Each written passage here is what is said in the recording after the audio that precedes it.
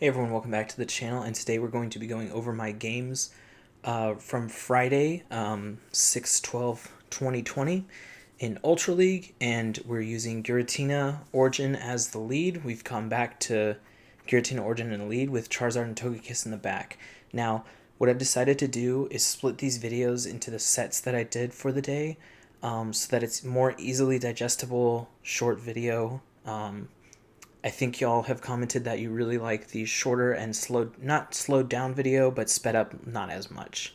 So let's go ahead and get into the first set of the day. So just as a starting off point with this team over the last, I used it in all 5 sets today and the last 3 sets of yesterday. I've gone 29-11, that's a 73% win rate at 2,600, and we gained more than 180 points. I think we actually gained almost 200 points using this team. So right here, game 1, we come in with the Giratina Origin versus Giratina Altered matchup. If you've noticed in a lot of the videos, or if you've seen on the Twitch channel, I really like to shield the first one, just preserve that health, tell my opponent, hey, I'm willing to devote shields to this matchup, you should devote shields to this matchup too, then go for the bait. It works some of the time, probably more than 50% of the time, so it's definitely worth it as far as odds are concerned. And you'll usually make it to the Shadow Ball. Now, sometimes they get an extra Shadow Claw in. If they do get an extra Shadow Claw in, this matchup becomes real dicey real quick. And so he's definitely going to throw again because, so he was able to actually farm us down. But we do gain the shield advantage here, which is fine. Togekiss is going to come in. Now, with all that extra farm, he's going to probably get a Shadow Sneak and a Dragon Claw. The Shadow Sneak's going to do decent damage, maybe 20%. It looks like 15. But the Dragon Claw isn't going to do very much, but I actually think this is a second Shadow Claw, or Shadow Sneak, which does get you to 50% HP. We still have that shield. What we're really most worried about in the back is Swampert, and he actually comes in with Empoleon. This is not a very good matchup for Togekiss. It's not a very good matchup for Charizard either, so this is a Hydro Cannon. We're going to want to avoid that. What I really want to do is land the Blast Burn. It would KO from this position, I believe. Because that's Steel typing, this is actually going to be neutral, so it does more damage than you would think.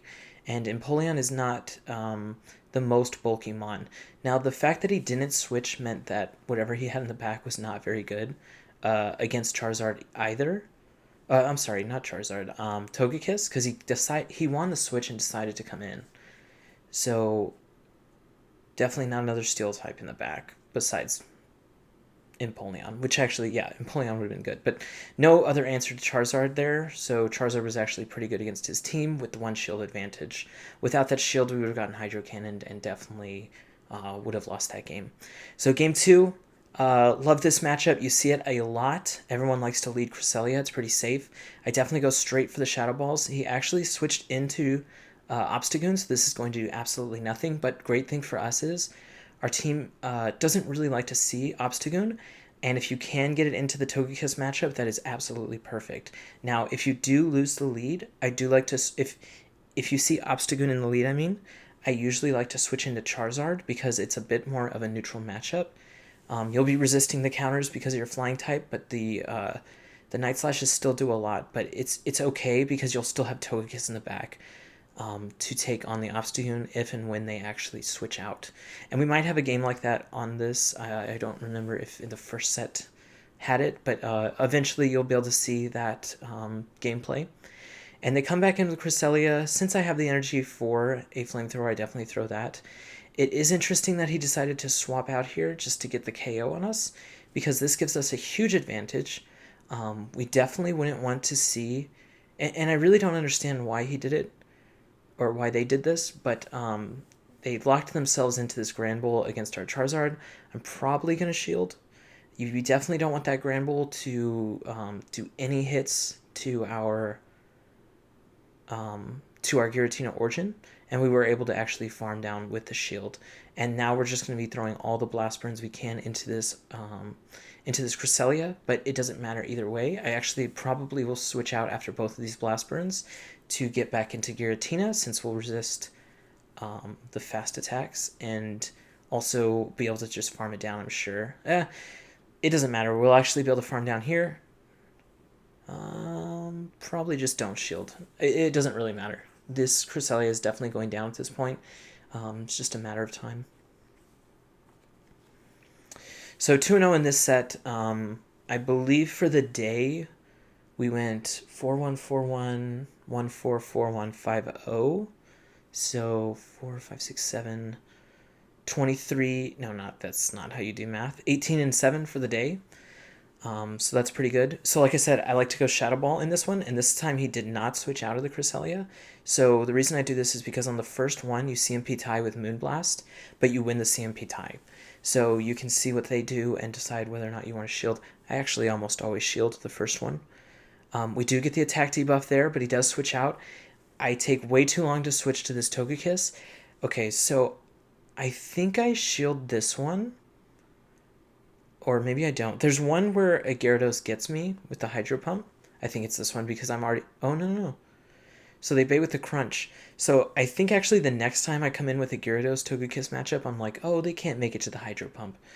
And then I get Hydro Pumped. So in this matchup of Togekiss versus Gyarados, you're going to want to shield no matter what.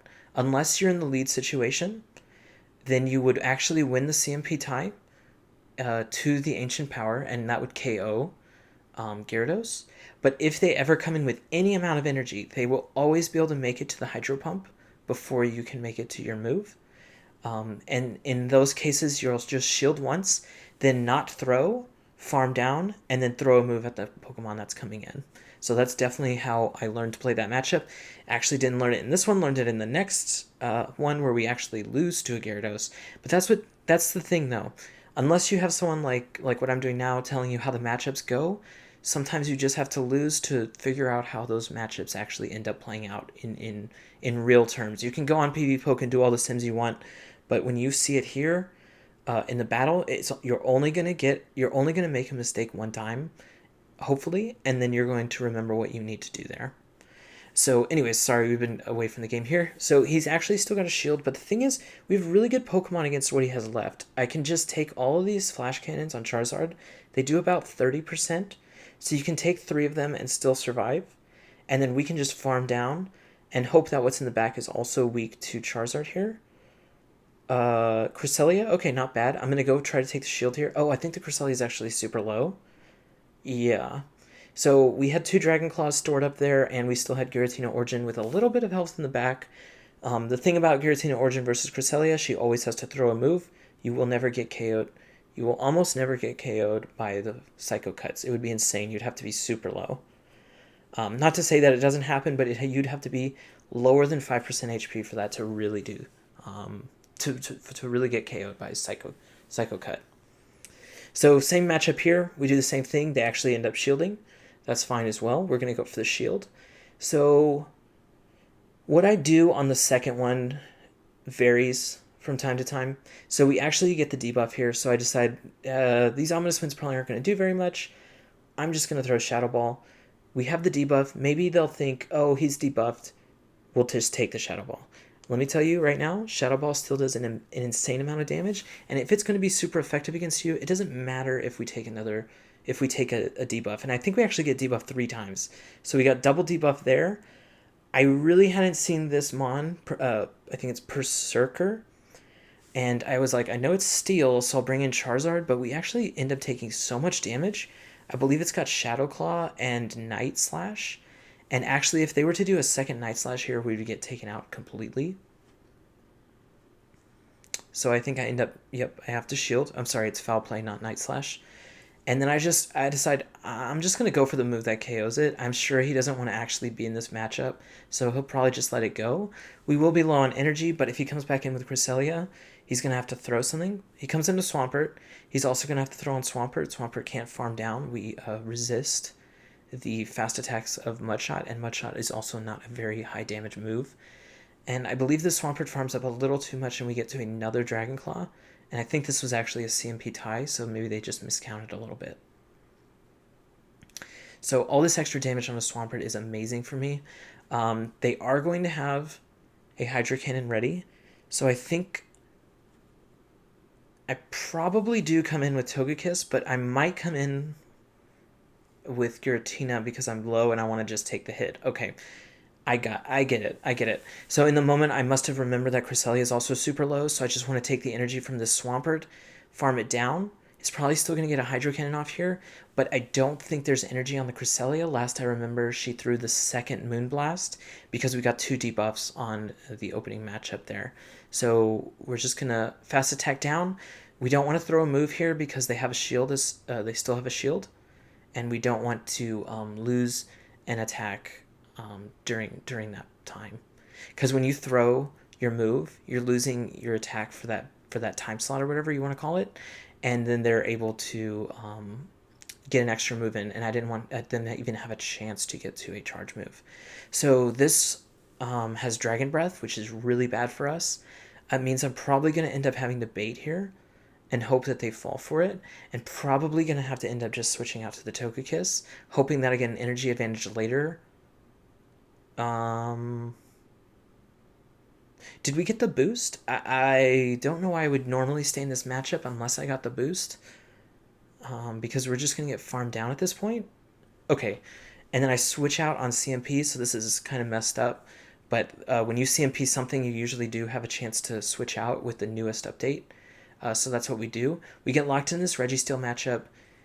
Usually you survive a Flash Cannon and the farm down, but we did take extra damage from that Dragon Claw, so we might actually just get farmed down here without being able to throw a move, and that is definitely what happens. So I think I'm coming in with Charizard, but I can see why you would want to come in with... They're both pretty good. The thing is, I have to worry a little bit about Giratina Origin in the back against their Giratina Altered because of the Dragon Breaths being super effective. But what I decide to do here is actually farm up a ton. Probably going to take another hit. Oh, no, I actually go for the... This is interesting because my first thought right now is to farm a ton, get some of those Dragon Claws ready to take out the Giratina Origin. And they actually come in with Mewtwo here.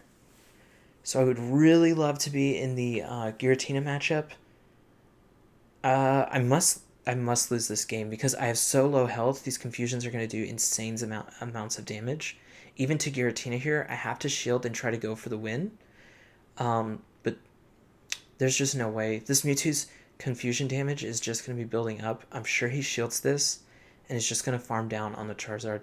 Now, even if he didn't shield here, he could have the shield in the back for the Giratina Altered, and that would Dragon Breath our Charizard down as well since we're out of energy. So really well played by our opponent. Mewtwo, it's a decently safe swap. The only thing about it is that a lot of people are going Cresselia, so a lot of other people are going anti-Cresselia. So like us, we have Togekiss, Charizard, and Giratina Origin. They all can somewhat deal with Cresselia in their own way. So it is a little tough to go Mewtwo. It is different because you do have the confusion damage up front. I actually probably think that you win the Togekiss matchup because it doesn't make sense that you would lose because you're just doing so much damage, and then the Psy Strikes will also do so much damage. Anyways, so this was the first set that I did of the day. It was a 4-1. I think in the next video it will show you the last set of the day that we did, and that was a 5-0, and that got me to 2786.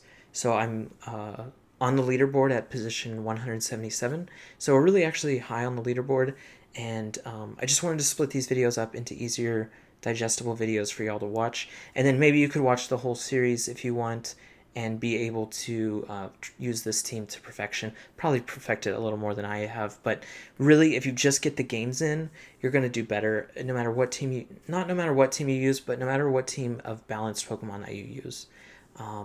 So for me, if you've noticed in a lot of my videos, I really love Giratina Origin. At this point, I've probably played 300 games with Giratina Origin here in Ultra. So, you know, I'm really used to it. I understand a lot of the key matchups. As long as new Pokemon like Obstagoon don't come in, you know, it's going to be pretty good, especially since I know a lot of those matchups. And that's all I want y'all to be able to get from this. So, thanks for watching. If you like it, go ahead and like. If you want to watch more of these videos for this set of 3 that really got me to 2800, definitely subscribe so that you can be the first to watch those. Thanks for watching, and until the next one, I'll see you later.